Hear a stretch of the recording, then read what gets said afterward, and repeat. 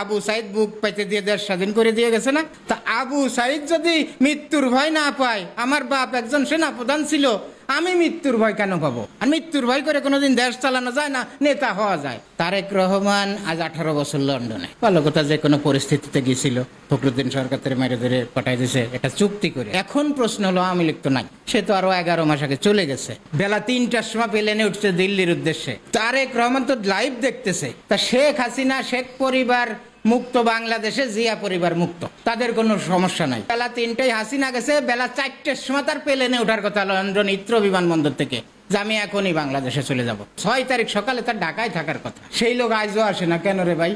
এখন paper media টিডিয়া দেখি কি যে না, তার জীবনের নিরাপত্তা হুমকি আছে, অমুক আছে তমুক আছে। দেশ চালাতে গেলে হামলা মামলা, জেল জরিমানা আর মৃত্যুর ভয় করে কোনোদিন দেশ চালানো যায়? দরিদ্র কৃষকের ছেলে আবু সাইদ বুক পাইতে দিয়ে দেশ স্বাধীন করে দিয়ে গেছে না। তা আবু সাইদ যদি মৃত্যুর ভয় না পায়, আমার বাপ একজন সেনা প্রধান ছিল, আমি মৃত্যুর ভয় কেন পাবো? আর মৃত্যুর ভয় করে কোনোদিন দেশ চালানো যায় না, নেতা হওয়া যায়। প্রেমাদাসা মহাত্মা গান্ধী, ইন্দিরা গান্ধী, রাজীব গান্ধী, জিয়াউল হক খান, জিয়াউর রহমান, মুজিবুর রহমান, জুলফিকার আলী ভুট্টো, বেনজির ভুট্টো, বীরেন্দ্র বীর বিক্রম সাহাদেব, এগেরে ক্ষমতায় থাকা অবস্থায় মেরে ফেলিছে গুলি করে। এরা কি তারপরেও কি ওই মরার ভয়ে দেশ চালাইছে নাকি? যে মরে যাবে না আর দেশ চালাবো না, দেশ তারা চালাইছে না।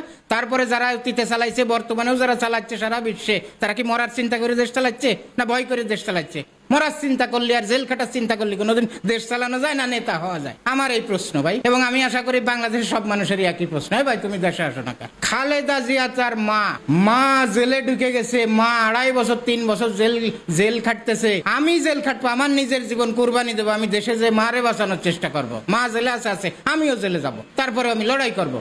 সেই সময় যদি সে আসতো, বিএনপির 2 কোটি মানুষ ঢাকা এসে ঢাকা অবরোধ করে এমন অতিবাহিত উলট পালট ওই সময় হয়ে যেত। 17-18 সালে সে জেলে গেছে খালেদা জিয়া। আমরা অনেক এরকম মা, বাড়ির মহিলা, বউ বা মা বা দাদিরা বিভিন্ন কারণে জেলে ঢুকছে। যেদিন জেলে গেছে কোনো মা, ওই দিন থেকে ওই পরিবারের কোনো মানুষ ভাত খায় নাই, কোনো বাড়িতে রান্না হয় নাই, যতদিন ওই মাটা জেল থেকে বেরোয় না আসছে, যতদিন তার জামিন না হয়েছে, ওই পরিবারের কোনো রান্না হয় নাই, ভাত খাই নাই, গোসল করে নাই। মানুষ সব পাগল হয়ে গেছে ওই বাড়ির চিন্তায় যে মা রে বের করতে হবে। আর আপনার মা জেলে 2.5 বছর 3 বছর, আর আপনি লন্ডন বসে থাকেন। আপনি এসে জীবন দিয়ে দিতেন, শেখ হাসিনা আপনারা মেরেই ফেলতো, তাও ইতিহাস হয়ে থাকতেন যে মা জেলে, আমি মা রে জেলে রেখে লন্ডন বসে থাকবো কোন কারণে? 1981 সালে জিয়াউর রহমান যখন মারা যায়, ঠিক 1 মাস আগে উনি আমাদের এলাকায় গেছিল একটা খাল কাটা কর্মসূচি উদ্বোধন করতে। আমার আব্বা ছিল চেয়ারম্যান, ইউনিয়ন চেয়ারম্যান। 1977 সাল থেকে 1989 সাল পর্যন্ত আমার আব্বা চেয়ারম্যান এবং মাগুরার খুব নাম করা একটা হাই স্কুলের প্রতিষ্ঠাতা এবং ওই স্কুলের 20 বছর হেডমাস্টার। তা আমাদের পাশাপাশি 3টে ইউনিয়নের মধ্যে দিয়ে একটা খাল যাবে, সেই খাল কাটবে। ওই খাল কাটা উদ্বোধনে উনি গেছে 81 সালে।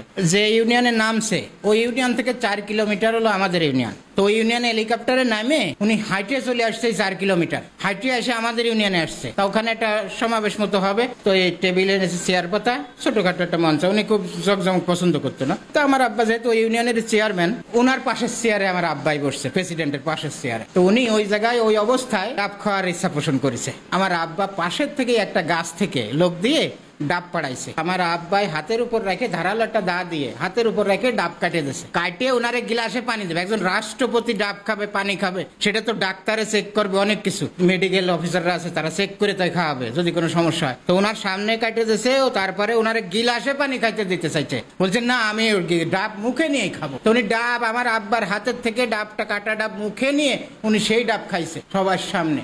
এই ছিল রাষ্ট্রপতি জিয়াউর রহমান। আমি তখন 4 বছর বয়স আমার। তা আমি চেয়ারম্যানের ছেলে। আমার বাড়ির পাশে গফুর ডাক্তার নামে একজন লোক ছিল, পল্লী চিকিৎসক। তো উনি আমারে নিয়ে একেবারে টেবিলের সামনে, জিয়ার সামনে, আমার আব্বার সামনে আমার ঘাড়ে করে দাঁড়ায় রয়েছে। আমি স্পষ্ট, আমার সামনে জিয়াউর রহমান, আমি স্পষ্ট দেখতেছি। তো উনি করতেছে কি, বক্তব্যের মাঝখানে দেখা যাচ্ছে অনেক লোকজন আছে, মুরব্বী একজন লোক দেখে বা যারে মনে হচ্ছে সাধারণ মানুষ, ওনারে ডাকতে যায়, মুরব্বী এদিকে আসেন। ডাকে বলতেছে এই এলাকার কি কি সমস্যা আছে, আপনার বাড়ি কতদিন এখানে? আমরা পূর্বপুরুষরা মিলে 400 বছরের এলাকায় থাকি। তা বলেন, আপনি তো সবই জানেন, তাহলে বলেন তো এই এলাকার কি কি সমস্যা, কি করতে হবে? স্যার এই সমস্যাই করতে হবে।